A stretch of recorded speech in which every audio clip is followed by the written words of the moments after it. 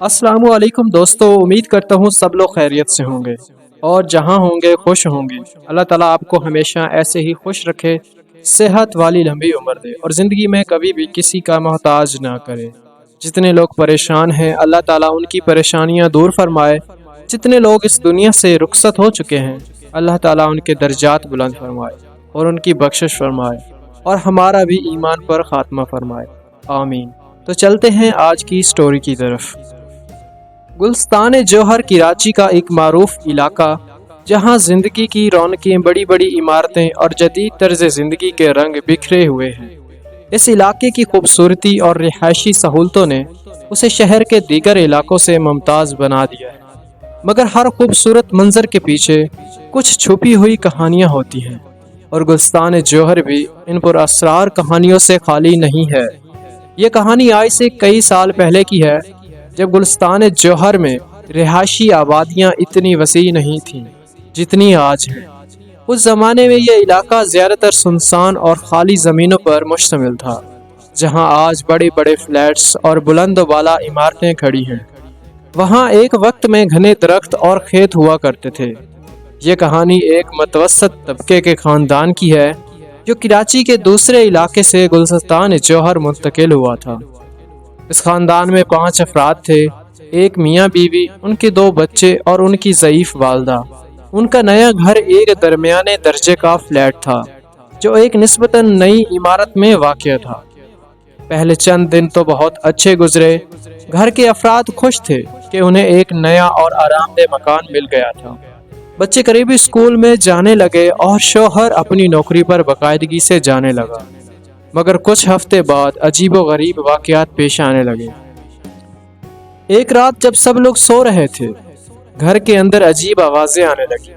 ایسے لگ رہا تھا جیسے کوئی چیز گھر میں چل رہی ہو یا کسی نے فرنیچر کو زور سے دھکیل دیا ہو۔ پہل گھر والوں نے ان آوازوں کو نظر انداز کیا اور اسے نیا گھر ہونے کی وجہ سمجھا، لیکن جیسے جیسے دن گزرے یہ آوازیں بڑھتی گئیں۔ خاتون خانہ، جس کا نام سائمہ تھا، نے اپنے شوہر کو اس بارے میں بتایا، مگر انہوں نے بھی اسے کوئی خاص اہمیت نہیں دی۔ لیکن سائمہ کو دن بدن ان آوازوں کا خوف بڑھنے لگا تھا۔ ایک رات جب وہ اپنے کمرے میں اکیلی تھی، اسے محسوس ہوا کہ کوئی اس کے قریب چل رہا ہے۔ اس نے کمرے کے ہر گوشے کو دیکھا، مگر وہاں کوئی نہیں تھا۔ چند دنوں بعد بچوں کا رویہ بدلنے لگا، وہ بہت زیادہ چپ اور خاموش ہو گئے تھے۔ ان کی ماں نے سمجھا کہ شاید نئی جگہ کی وجہ سے وہ ابھی تک ایڈجسٹ نہیں کر پا رہے۔ لیکن پھر ایک دن جب سائمہ اپنے چھوٹے بیٹے کے کمرے میں گئی تو اسے دیکھا وہ کمرے کی دیوار کو غور سے دیکھ رہا تھا، جیسے وہاں کچھ تھا جسے وہ دیکھ رہا ہو۔ تم دیوار کو کیوں دیکھ رہے ہو؟ سائمہ نے حیرت سے پوچھا۔ وہاں کوئی ہے امی، بچے نے دھیمی آواز میں جواب دیا۔ یہ سن کر سائمہ کا دل دہل گیا۔ اس نے فوراً بچے کو گلے لگا لیا اور کمرے سے باہر لے آئی۔ اس نے اس واقعہ کو اپنے شوہر کے ساتھ شیئر کیا، لیکن انہوں نے پھر بھی اسے کوئی اہمیت نہیں دی۔ سائمہ کو اکثر عجیب و غریب خواب آنے لگے۔ وہ خواب میں خود کو ایک پرانے اور بوسیدہ مکان میں دیکھتی، جہاں ہر طرف اندھیرا اور وحشت چھائی ہوتی۔ خواب میں وہ مکان کے اندر کسی کو تلاش کرتی، مگر کوئی نظر نہیں آتا۔ ایک رات اسے خواب میں ایک بوڑھی عورت نظر آئی جو اسے کسی بات سے خبردار کر رہی تھی، مگر وہ بات سمجھ میں نہیں آ رہی تھی۔ سائمہ جب خواب سے جاگی تو پسینے میں شرابور تھی اور دل کی دھڑکن تیز تھی۔ اس نے اپنے شوہر کو جگایا اور سب کچھ بتایا، مگر وہ اب بھی اس بات کو سنجیدہ نہیں لے رہے تھے۔ وقت کے ساتھ ساتھ ان واقعات کی شدت بڑھتی گئی۔ سائمہ کی شوہر، جو اب تک ان سب چیزوں کو محض اتفاق سمجھتے تھے، اب خود ان عجیب و غریب خیالات کا سامنا کرنے لگے۔ ایک رات جب وہ اپنے کمرے میں بیٹھے تھے، انہیں لگا کہ کوئی ان کے پیچھے کھڑا ہے۔ انہوں نے مڑ کر دیکھا، مگر وہاں کوئی نہیں تھا۔ ان کا جسم خوف سے سن ہو گیا اور انہوں نے فوراً دروازہ بند کر لیا۔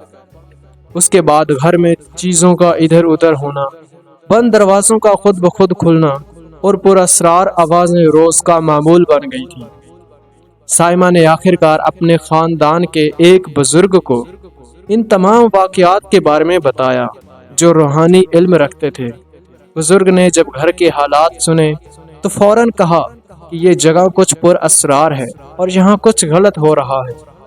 انہوں نے سائمہ کے شوہر کو مشورہ دیا کہ وہ کسی عالم دین یا روحانی شخصیت سے رجوع کرے جو ان واقعات کا حل نکال سکے۔ سائمہ اور ان کے شوہر نے ایک عالم دین کو گھر بلایا جو جادو اور جنات کے معاملات میں ماہر سمجھے جاتے تھے۔ عالم دین نے گھر کا معائنہ کیا اور کچھ مخصوص آیات پڑھ کر دم کیا۔ جیسے ہی وہ آیات پڑھتے گئے گھر کا ماحول مزید بوجھل ہونے لگا، عجیب سی ہوائیں چلنے لگی اور دروازے کھڑکنے لگے۔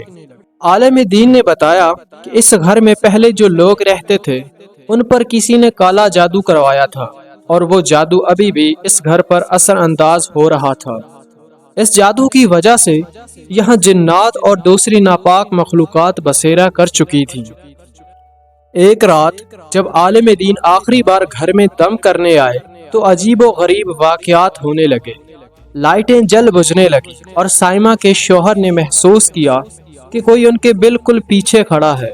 جیسے ہی عالم دین نے آخری آیت ختم کی گھر کے اندر ایک زوردار چیخ گونجی اور پھر ایک دم خاموشی چھا گئی۔ اگلی صبح گھر کا ماحول مکمل طور پر تبدیل ہو چکا تھا۔ وہ پر اسرار آوازیں اور عجیب و واقعات یک دم ختم ہو گئے۔ سائمہ اور ان کے خاندان نے سکھ کا سانس لیا۔ اس واقعہ کے بعد سائمہ کا خاندان کچھ مہینوں تک وہیں رہا اور پھر انہوں نے گلستان جوہر چھوڑنے کا فیصلہ کیا۔ وہ ہمیشہ کے لیے اس علاقے کو چھوڑ کر ایک اور علاقے میں منتقل ہو گئے۔ یہ کہانی آج بھی گلستان جوہر کے رہائشیوں کے درمیان سنائی جاتی ہے۔ کچھ لوگ اس کو محض ایک افسانہ مانتے ہیں، لیکن جو اس گھر میں رہ چکے ہیں وہ جانتے ہیں کہ اس میں کتنی سچائی ہے۔